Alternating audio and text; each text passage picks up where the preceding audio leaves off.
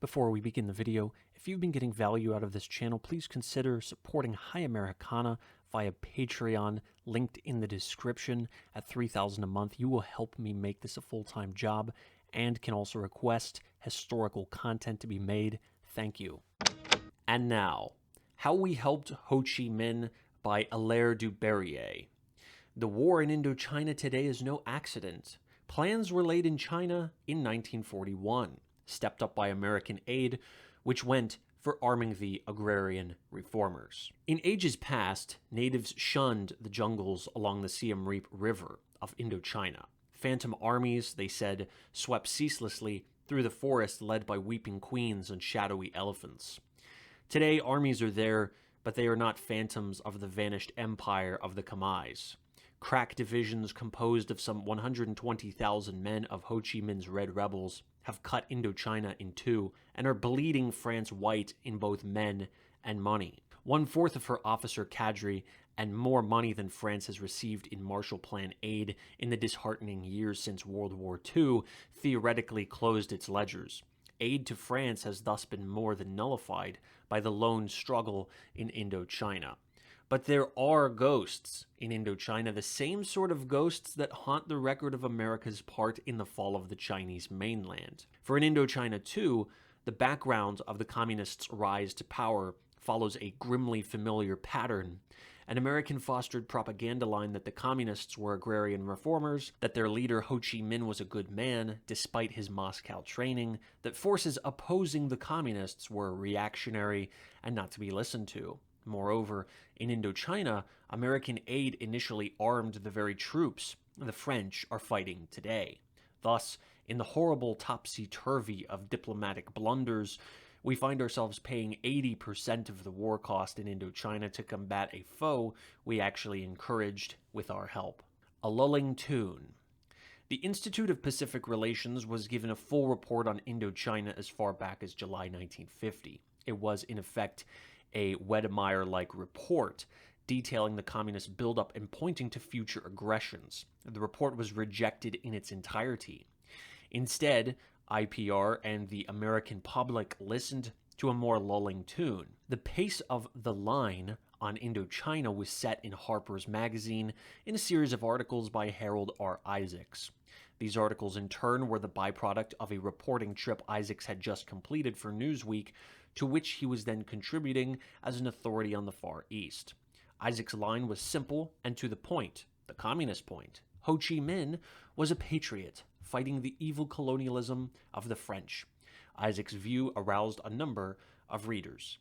Ho, the man Isaacs defended as a sort of local saint, was educated in the Soviets' Orient University, and then, in 1925, sent to Canton as an assistant to Borodin. In 1931, the British discovered that he was head of the Southeast Asia Bureau of the Third International, and expelled him from Hong Kong. At the time, Isaacs was in Shanghai as a newspaperman, certainly in a position to know what was going on. Yet, in the Harper's articles, he described Ho as a patriot kept alive by honesty of purpose and absence of illusion. In 1941, not 1943, as indicated by U.S. reports of the 10th anniversary of Ho's government in December 1953, Ho's Viet Minh Front first emerged as a shadow government.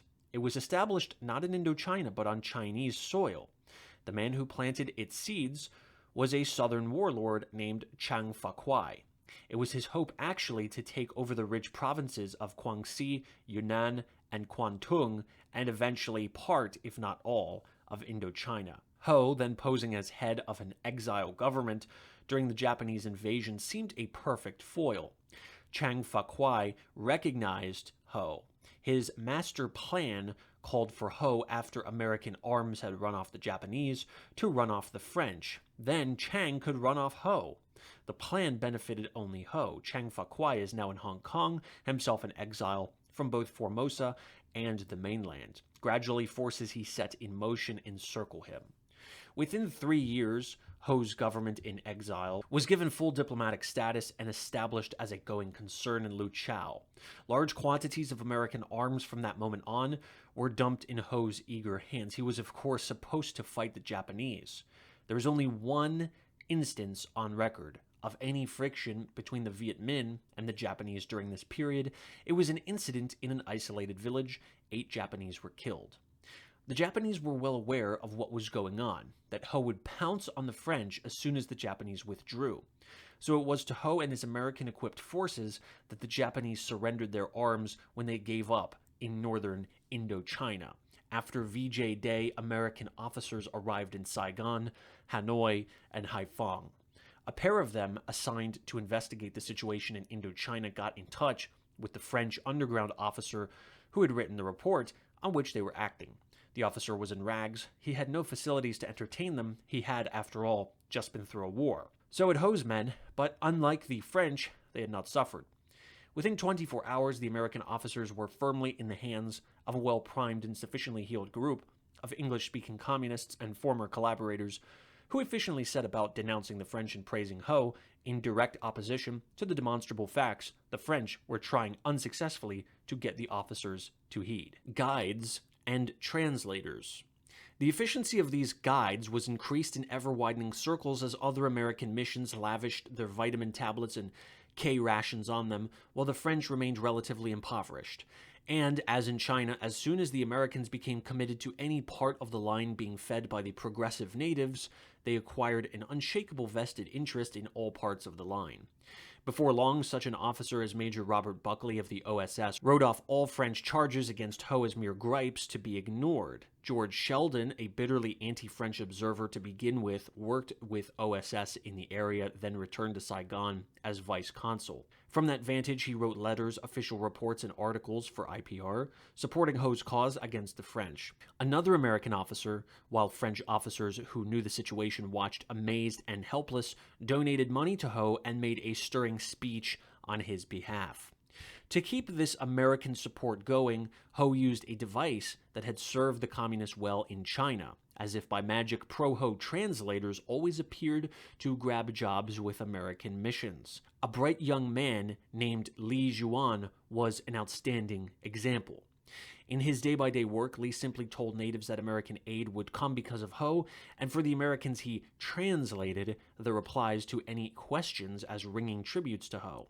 What either side in the conversation really said was incidental and unknown.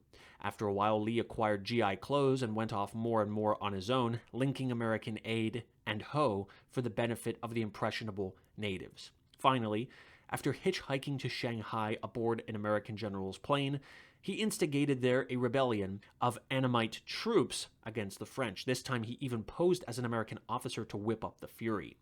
A full report on his activities was greeted by the thoroughly buffaloed OSS with the comment, "The French are beefing again." And so Li went merrily on. From the garrison rousing, he went to Fred Hampson, bureau chief of the Associated Press in Shanghai, and made an arrangement to work as a stringer correspondent in Indochina.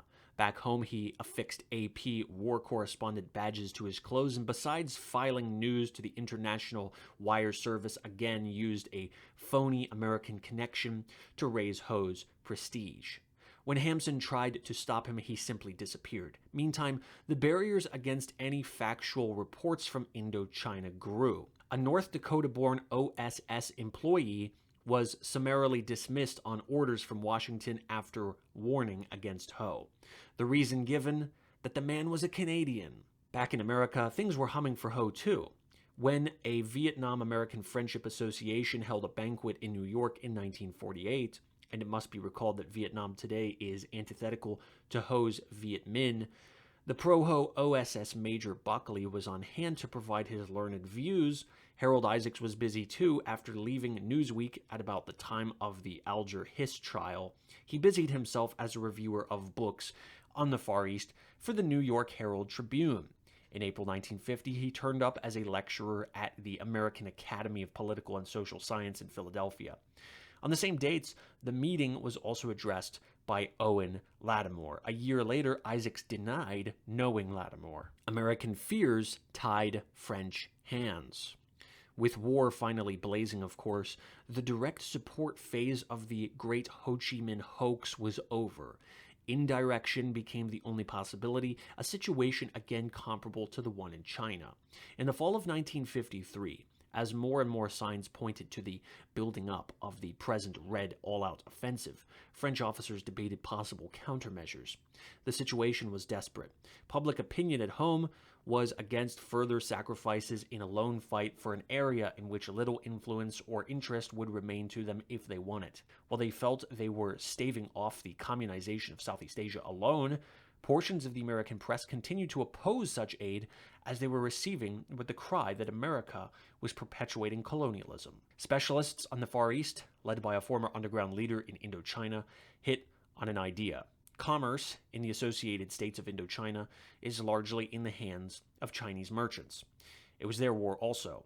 A Chinese general of sufficient stature to command a following in the border provinces of Yunnan, Guangxi, and Guangdong was enlisted to form an anti-Red Chinese volunteer army, take over a sector of the front, and start hacking his way toward Red China.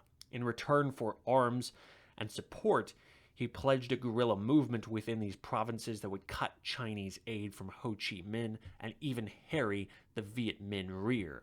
With Ho's defeat, the Chinese might gather momentum and roll into Red China. Again, American fears of bringing Mao Zedong openly into the struggle tied French hands.